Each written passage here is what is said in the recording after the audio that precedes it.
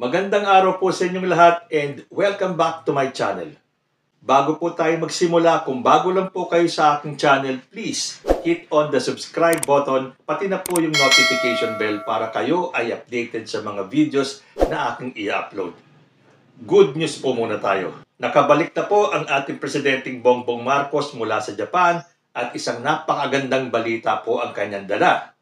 President Bongbong Marcos may pasalubong na 14.5 bilyong halaga ng investment mula sa Japan na makakapagbigay ng higit 200,000 na trabaho para sa mamamayang Pilipino.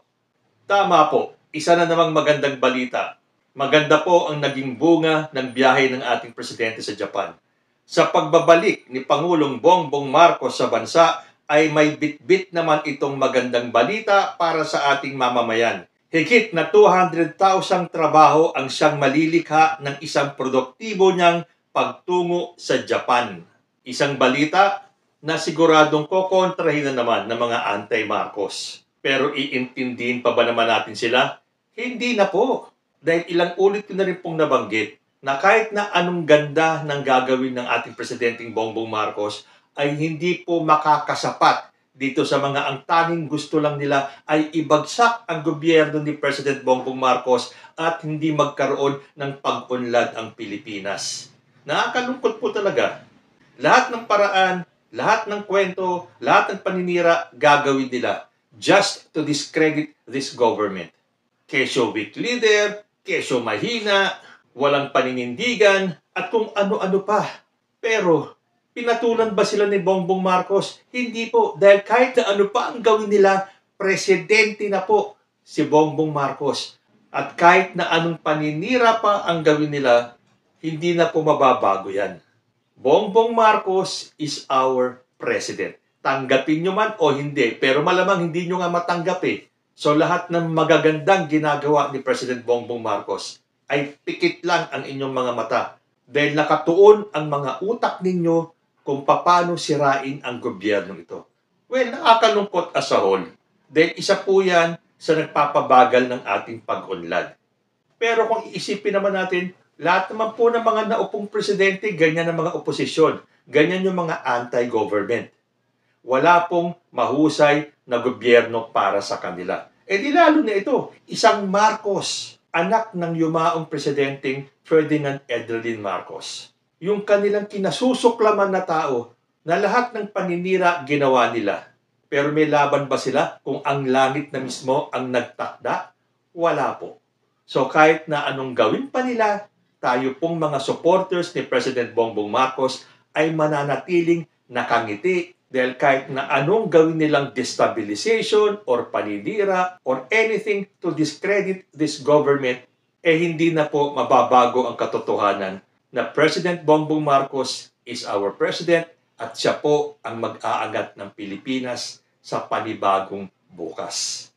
Pag-usapan naman po natin yung latest survey na lumabas. Sabi po dito sa nakita ko sa The Manila Times, Marcos ratings up but Duterte's fall.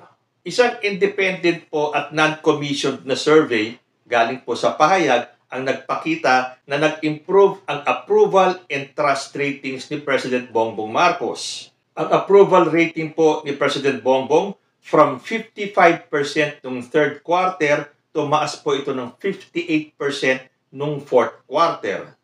Pero sa kaparehong survey po, bumaba po ang rating ni Vice President Sara Duterte from 62% naging 59% po ito.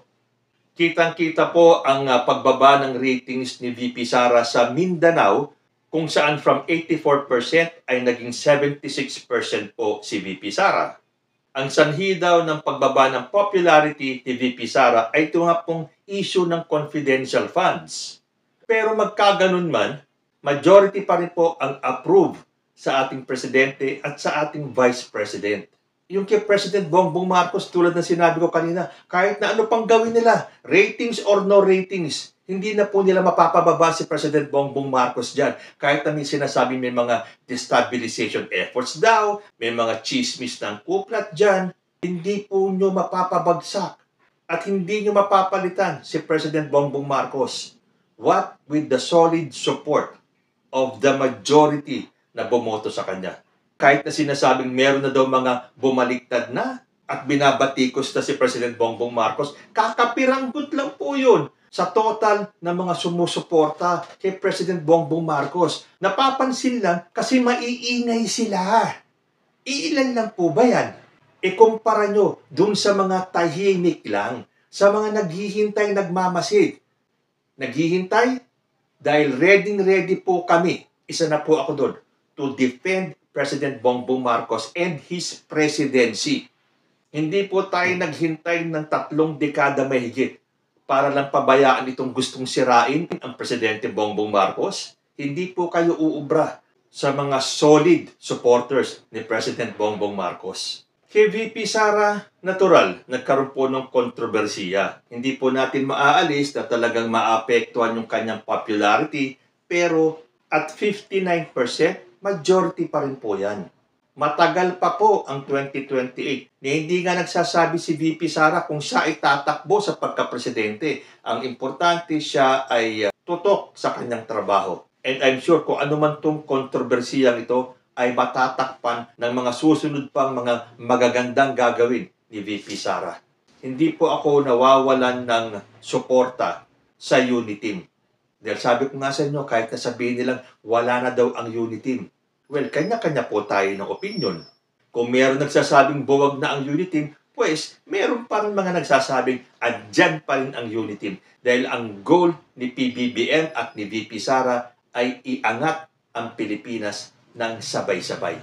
So kung may mga naninira man kay Vice President Sara Duterte, natural po yun. Dahil siya po ang pinakamalakas na contender para maging presidente sa 2028. Huwag na nating isama pa si President Bongbong Marcos dahil hanggang 2028 lang po ang kanyang termino. Ang importante si PBBM ay nakatutok at nakasentro lahat ng kanyang panahon kung paano iangat ang ating bansa. So, siyempre, itong mga naninira sa Uniteam, ang titirahin nila si VP Sara. Dahil sa aga nga nito ang layo pa ng 2028, gusto nilang pagsabungin si VP Sara at si House Speaker Martin Romualdez. Pero ano nga ba ang ratings ng ating Senate President at ng Speaker of the House? Si Senate President Juan Miguel Zubiri po, from 43% ay tumaas ng 47%. At si House Speaker Ferdinand Martin Romualdez from 42% nung second quarter to 37% nung third quarter at bumaba pa ng 36% nitong fourth quarter.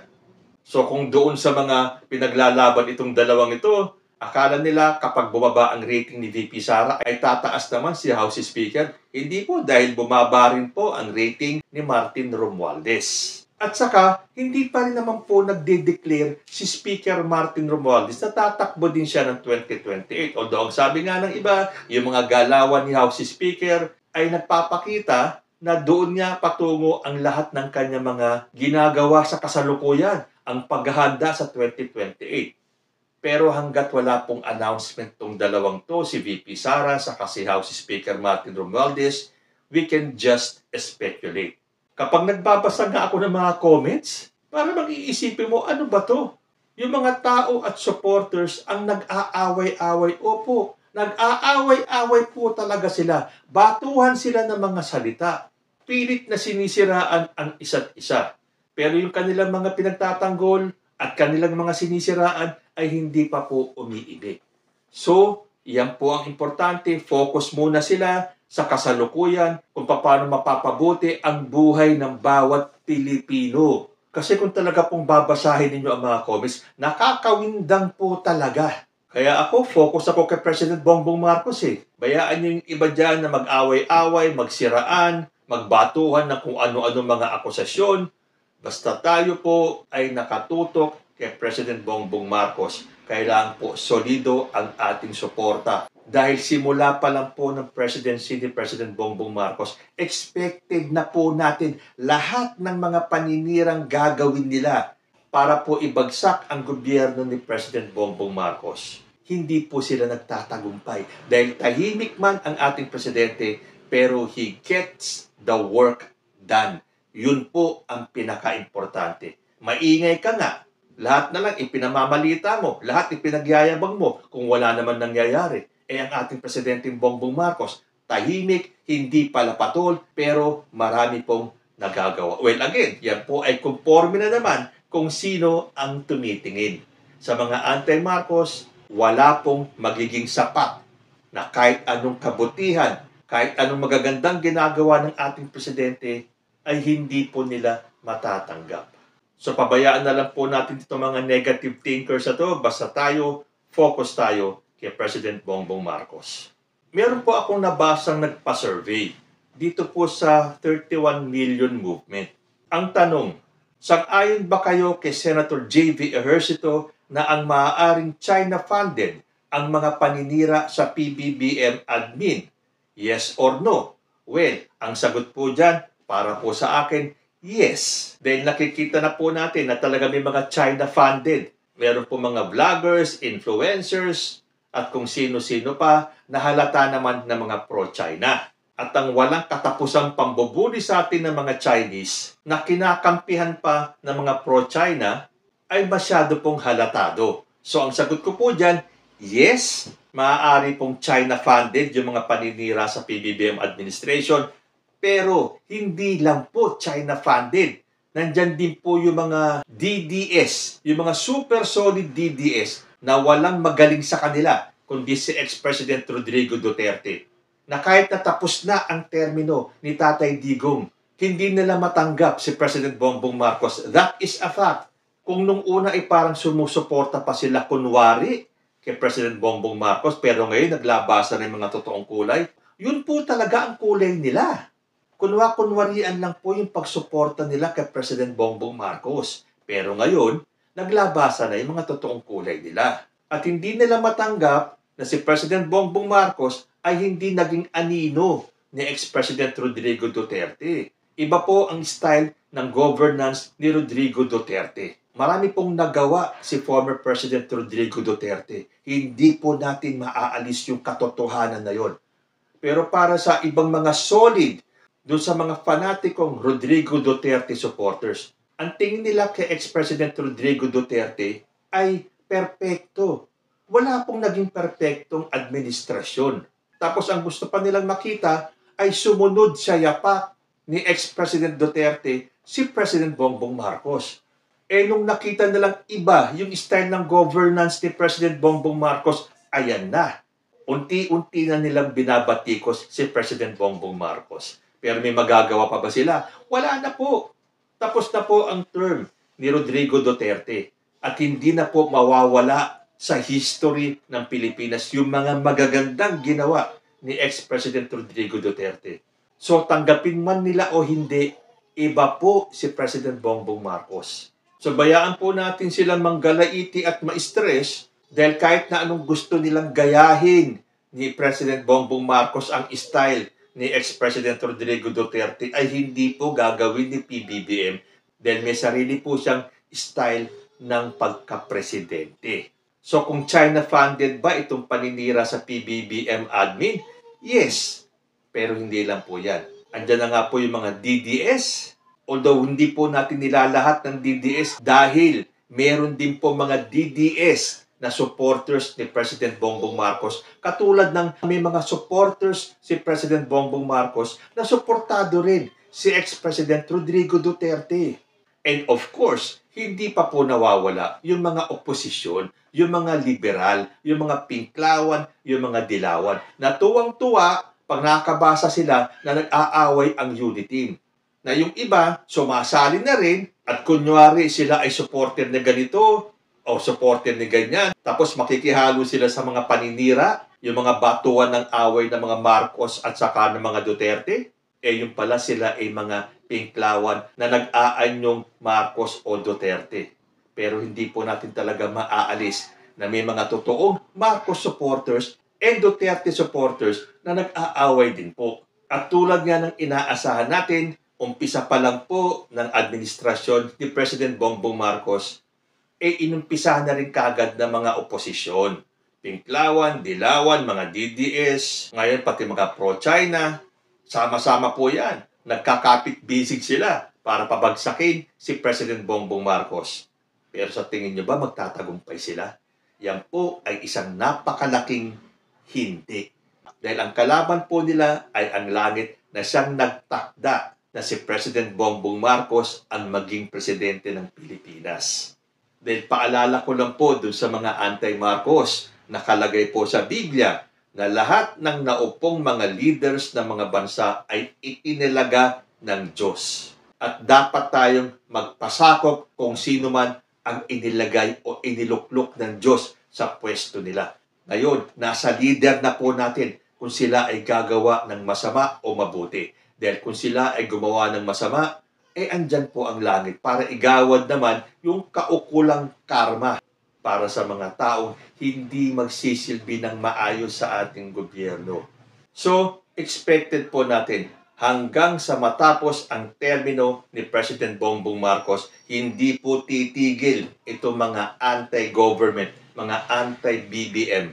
Pero may 4 na taon pa po ang gobyerno ni President Bongbong Marcos, kaya pabayaan po natin silang ma-stress. At bago po ako magtapos, meron po nagpadala sa akin nung rescue video ni Ronaldo Valdez. At nung napanood ko po yung video, talaga pong napakasakit sa pakiramdam.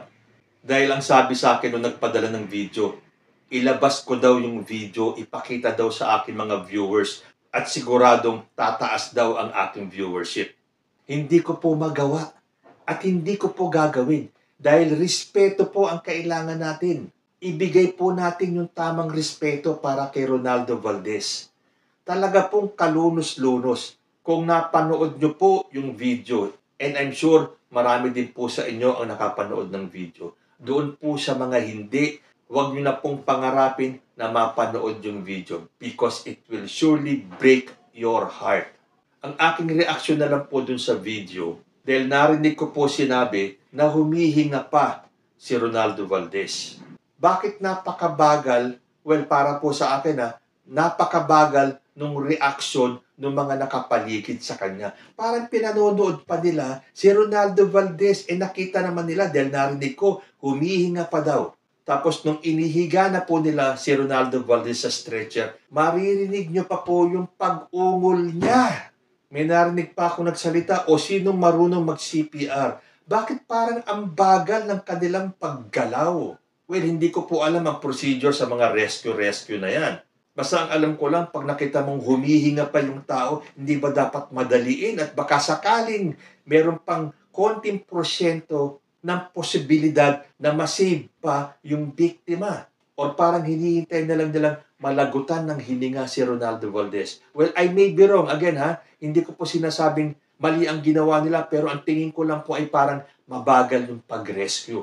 Dahil kung sinasabi nilang humihinga pa, sana po mas binilisan nila yung pag-transport papunta ng ospital. At ang isa pang napansin ko, nung kinuha po yung baril at inilagay sa kama, bakit walang gloves yung humawa?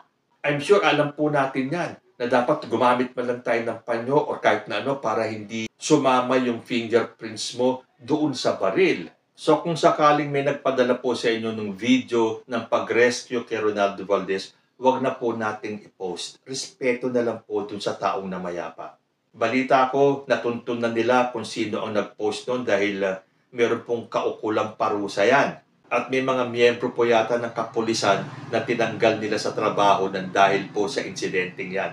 So please, kung meron po kayong hawak ng video ng pag-rescue kay Ronaldo Valdez, huwag na po nating i-share. Bigyan po natin ng tamang respeto ang namayapang si Ronaldo Valdez. Kayo po, ano ang masasabi ninyo sa mga topics natin for today? Comment lang po down below and I will see you next time. Peace.